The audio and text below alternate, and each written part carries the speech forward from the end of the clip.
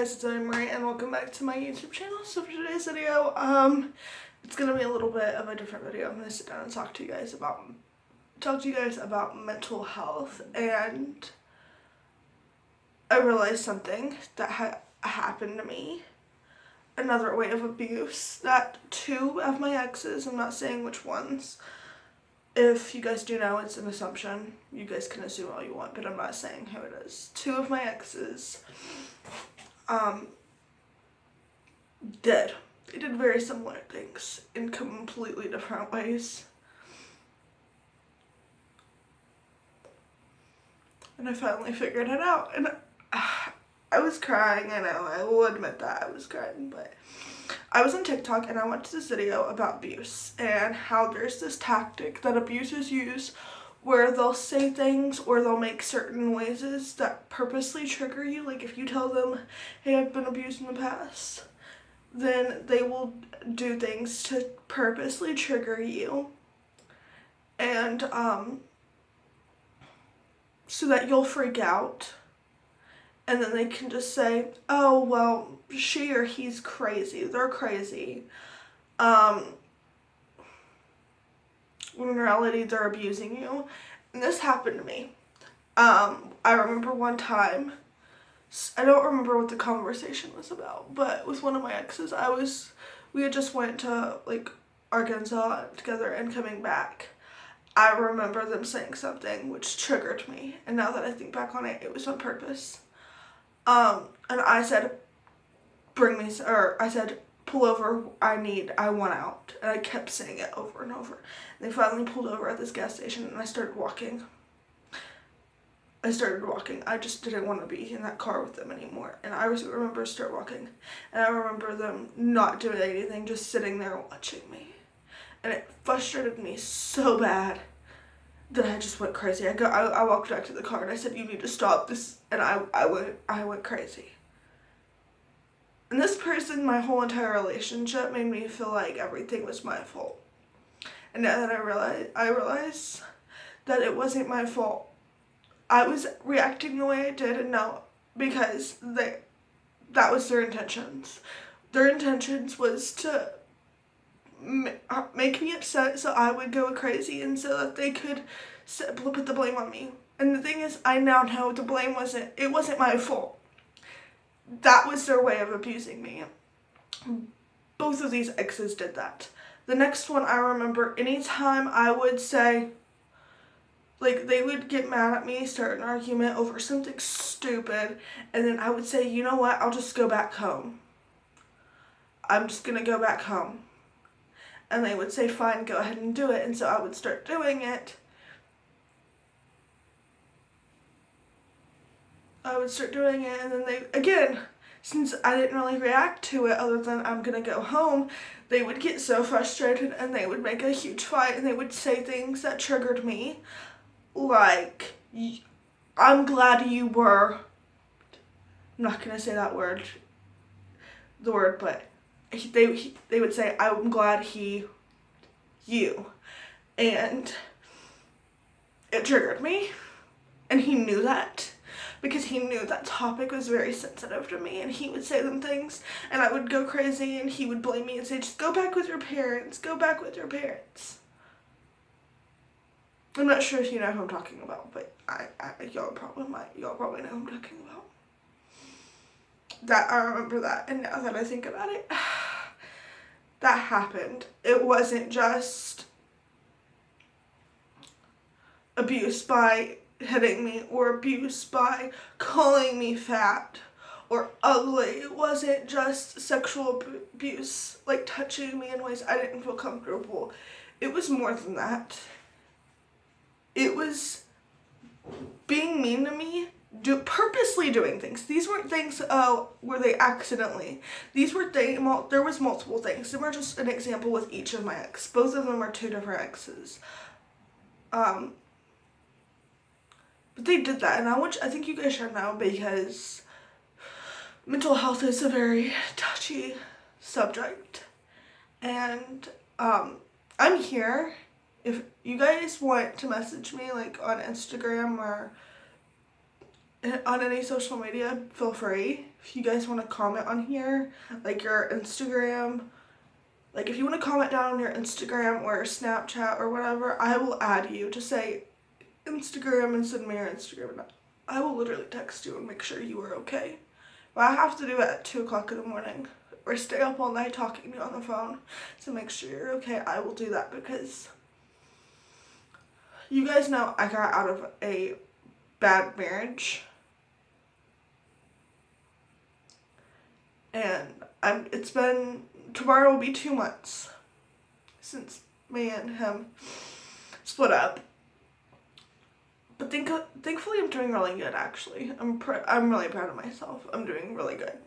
I've started realizing that it's not my fault. I'm always gonna think that.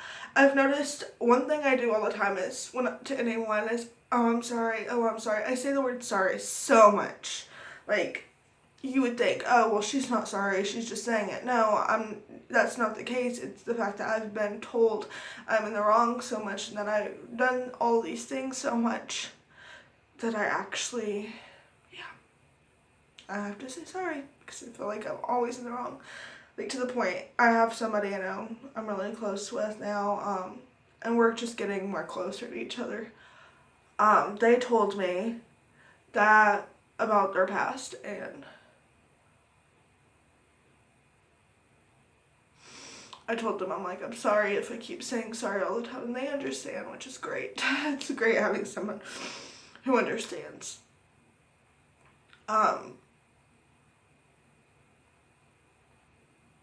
There was a time, I'm gonna say this because this did happen.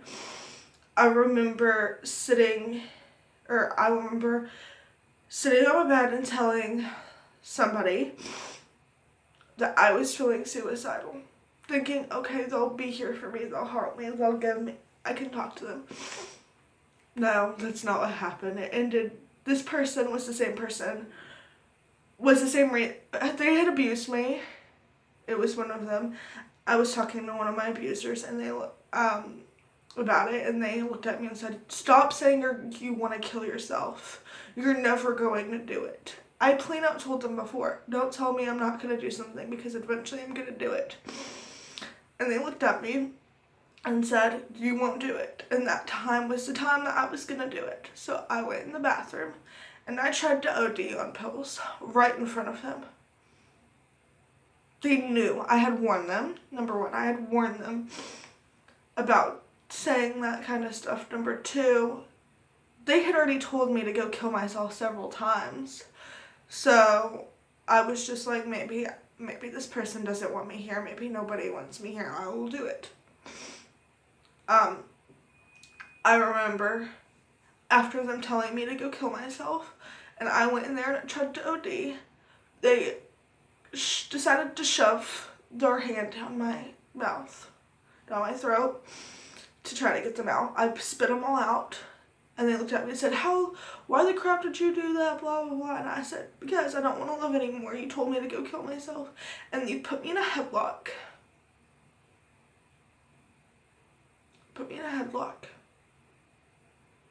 Grabbed me, threw me on the floor, started beating me up, threw me against the wall. That's probably not even the right order. I don't even know. All I know is they did them things.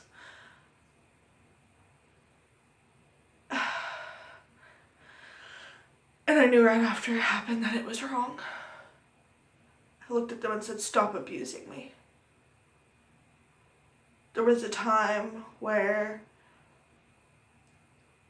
right after that, they looked at me and said, I'm getting you a mental institution.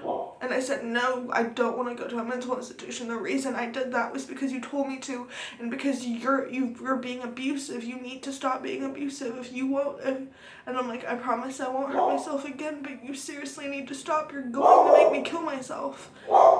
My dog's in there. Kylan! Kylan Marie! My dog. Anyways, I'm not in a good mood today, but it's okay.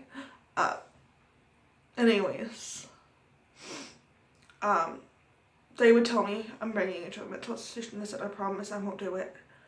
And I haven't done it since then. I've thought about it, but I haven't done it anything since then. Because only because I promised them I wouldn't. I promised my abuser I wouldn't try to commit suicide again. And so far I'm doing good. Doesn't mean I'm not going to attempt it in the future, because I can't tell the future. But my goal is to never try it again. I have somebody I can talk to who makes me happy. They make me laugh. But so far I'm doing good. And I'm proud of myself. And I've recovered a lot, actually. For the 2 months, yeah, I'm doing good. I'm doing amazing.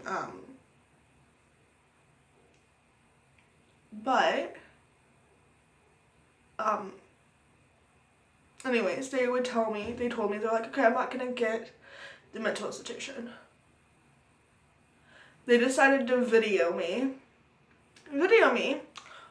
butt naked. I was sitting there butt naked, and I remember screaming my head off, stop filming me, I'm freaking naked, stop filming me. And the reason it triggered me was because I've been sexually abused in the past. And this person ended up sexually abusing me too, but they knew that I did not want to be filmed butt naked, and I did not give them permission to be filming me. And they're like, well, I'm not filming you. And I'm like, I don't know that. You won't let me see what you're filming. And even if you're not purposely filming me, you might get a glimpse of me butt naked, because I had gotten out of the shower. And I remember screaming my head off, and they look at me and say, see, look, I'm sending this to my mom, and she's going to know how crazy you are. I'm going to send this to everyone you know, and they're going to know how crazy you are. That's his way of abusing me. That was his way of mentally breaking me down, because I was scared crap that he was going to send everyone this, and they were going to be like, Zoe, you need help. You're insane. And it was him breaking me down all the time.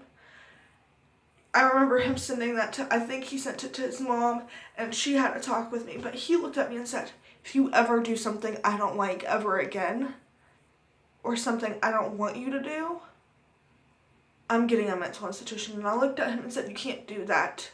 That is, you're trying to brainwash me. That is manipulating me. That is blackmailing me. That is, and he's like, if you don't do what I want you to do, you're going to a mental institution. And I'm like, because I don't eat, okay, because I don't cook you a meal does not mean, like, if I don't cook you chicken strips right now, or I cook you a burger instead of chicken strips, you're gonna put me in a mental institution for that? Like, come on, you can't do that. And he broke me down so much. I'm still healing from it, but I know it's not my fault. It's not my fault this happened. I thought that I didn't know how to get out of it. I really didn't know how to get out of it. And I'm so happy that I'm out of it now. And that I'm finally learning the truth. And it may be through freaking stupid TikTok videos. But I'm learning, like, that situation, I feel like it was my fault. And I feel like it's gonna take a lot for me to feel like to know it's not my fault. Like, I know in my heart it's not my fault. But my anxiety likes to look at things like, what if it is your fault? What if you're just convincing yourself it's not your fault?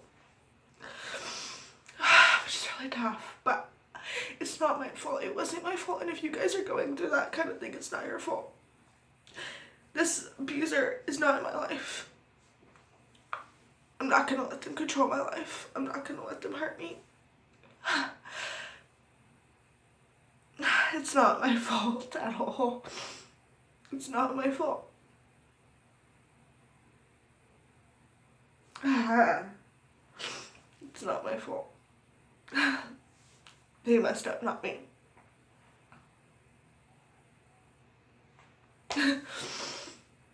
Not me.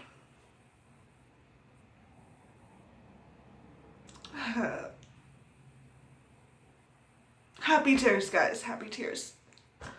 But like I said, if you have any questions, feel free to ask questions. I will try my best to answer them.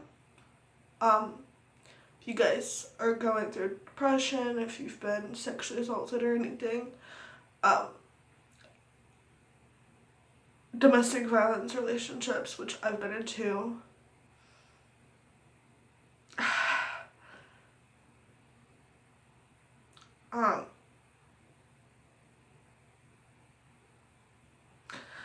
I have an Instagram account and I will put it down below.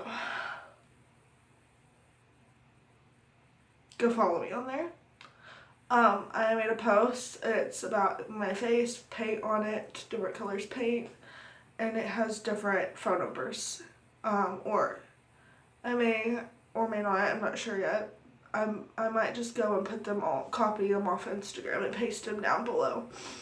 If you guys need somebody to talk to. Literally, when I was in that relationship, I remember calling the suicide prevention hotline when they were asleep. When they were asleep, I would sit there and call the suicide prevention hotline and just talk to them. Sometimes for hours. Talk to them as long as I wanted.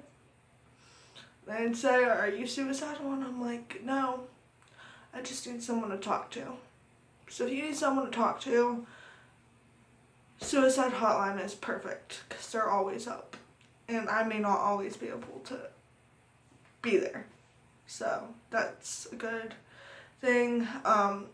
Don't take your life. It's not a person hurting you. Don't let them. Do not let them be the reason you die. If somebody's trying to kill you, fight. Fight. Fight until you can run away. If you can run away from them, go ahead. But never take your eyes off them. Make sure until you're away, until you're safe. Until there's another person there or something. Don't let them end your life. Please don't. And I know, trust me, I know. It's way easier said than done, but your life is not worth it. That guy, that girl, that person who you love is not worth your life. I used to say that I would dodge a bullet for the both of them. I can't. One of them I hate more than anyone on this earth. The other, I will always love them both, but I will always hate them both.